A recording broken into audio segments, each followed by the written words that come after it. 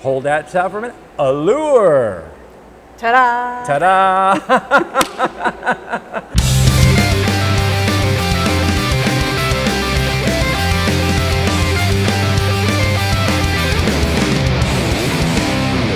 Hello, World Wide Web. Welcome back to the Hangin With Web Show. I'm GW Pomichter. We are at Authors in a Box in the Indian River Mall in Vero, Florida this weekend. We're here with author and good friend of the Hangin With Web Show, Gina Ferguson, the author of Allure. Gina, thank you for being on the show again. Awesome. Tell us about Allure. It's about a young female entrepreneur who runs her own business, but hasn't been doing so well, so she has to take on a hot-blooded partner who knows that he's hot-blooded. Ooh. Boy, oh boy, she's got some trouble coming in, I'll tell you. Wow. But also, he's kind of a recluse, even though he's not really recluse. But when it comes to relationships, he wants to be the strong arm.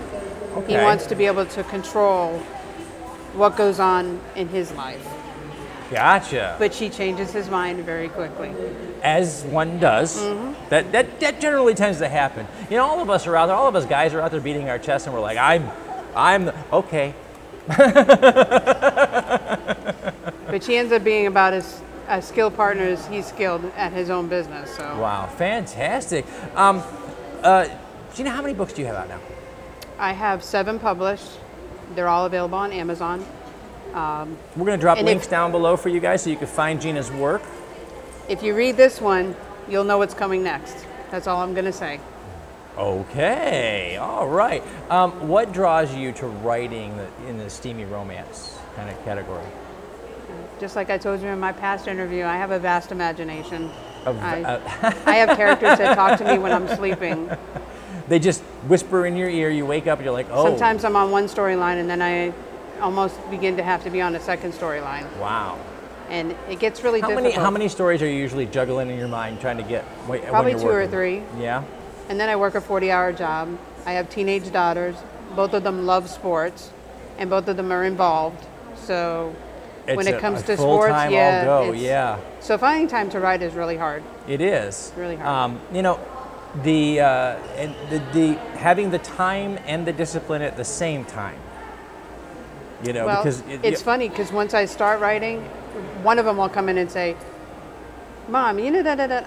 I'm like, "Hello, do you not see the laptop opening? Do you not see I'm typing? I'm writing here." That's right. Don't bother me. Wow. So I have to cut them off sometimes. So. Wow. Now, do they like your work? Well, my younger one does. She's actually read 2 of them, and she at first was kind of a little surprised at what she read, but she's actually become a little fan. So that's cool. It's cool. That is really cool. It is. You know, in their teens especially, kids can be really put off by the idea that mom and dad have thoughts. Yeah, of course. Or actions or anything. Wow. And they're older, so they're not so bad anymore. They're not so surprised. Oh, okay. There you go. Do you have a writing routine, a writing ritual? When you find that time and you find that zone, what are some of the writing rituals? I actually that you have enjoy? to make sure that the TV is on. Okay. So I can listen, I can hear that, and it actually helps my concentration, believe it or not, while I'm writing. Okay. Just to have that other story running in the background here. Just the noise, I think. And it keeps you from obsessing. Yeah, it does. Because there's something running in the background, yeah. And then they don't come and bug me as much because they know if I've got the TV on, I've got the laptop open. Oh, it's on. Yeah. That's right. Oh, wow. What's your favorite place to write? Believe it or not, in my bedroom, sitting on my bed. Sitting on your bed in your bedroom. Wow. Yeah. See, I got a stack of pillows behind me, and I'm good to go. I can't work in my room. I actually, in our, we have a really big master bedroom, master suite. And I've had to build an office on one end of it so that I can be away from the bedroom area. Because if I stay in the bedroom area, there's nothing happening that day. I won't get anything done. I don't have that problem. No, you just sit there on the bed and go, huh? Wow. So, we were talking off camera before. Your book cover can be confusing, apparently. That's not that's that why we would notice. That's why the name of the book is Allure. Allure. It makes you look at the book cover. That's right. That's the allure. So you've got a lot of people that see a lot of different things when they see yeah, some of them aren't so this sweet. This is a Rorschach. Especially for all, we know this is YouTube. They've got a dirty mind. Yeah. this is kind of a Rorschach for dirty minds. And what we want to do is to challenge you all in the comments down below. We want you to tell us, we're going to spin up the book cover, you tell us what you see on the book cover. And then, after we have enough comments, we will reveal what Gina intended, what's actually there. How's that sound? That'd be a fun game. Yeah. Let's see what they see. So you guys take a look at the book cover as we spin it up, and leave a comment down below telling us what you see on the book cover, and we're gonna tell you a few comments down what's actually there. Do you have a favorite artist, somebody that does your book covers for you? I do my own. You do your own? Yep. Okay. I actually go on Shutterstock and find the images. And then I kind of.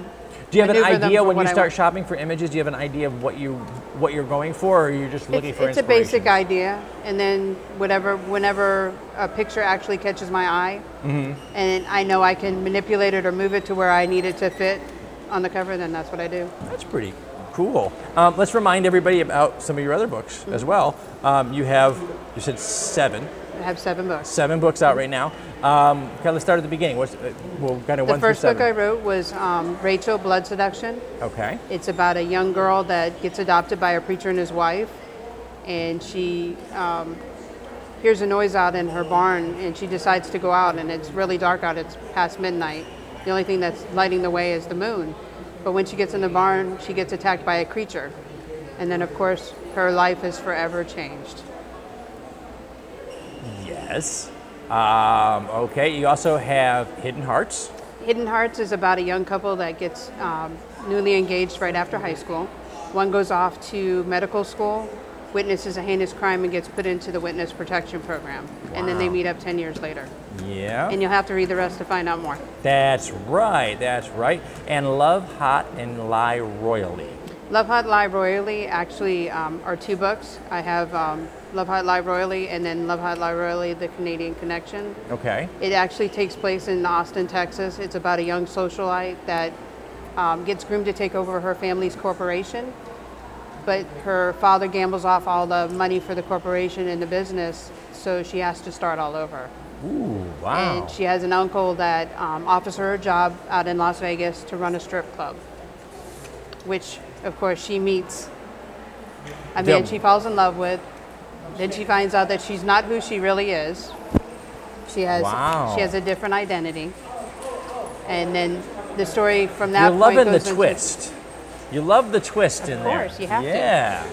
And then the second book takes you from Las Vegas to Canada, where you find out what her real identity real background is and things like that. And then it takes you from Canada to Austria. Wow. Well, we've run into each other at quite a few different signings and events throughout the last year. Where are you headed to next? What's your next big event? Book Obsessed Babes in St. Augustine. Outstanding. Outstanding. With Miss Tyra Wiles. That's right. We are set up to be up there as well. She puts on fantastic events. She does. You know, in our first couple of years with the show, we went to a couple of Tyra's events, and they were fantastic. By the way, it's Sheer Bliss LLC.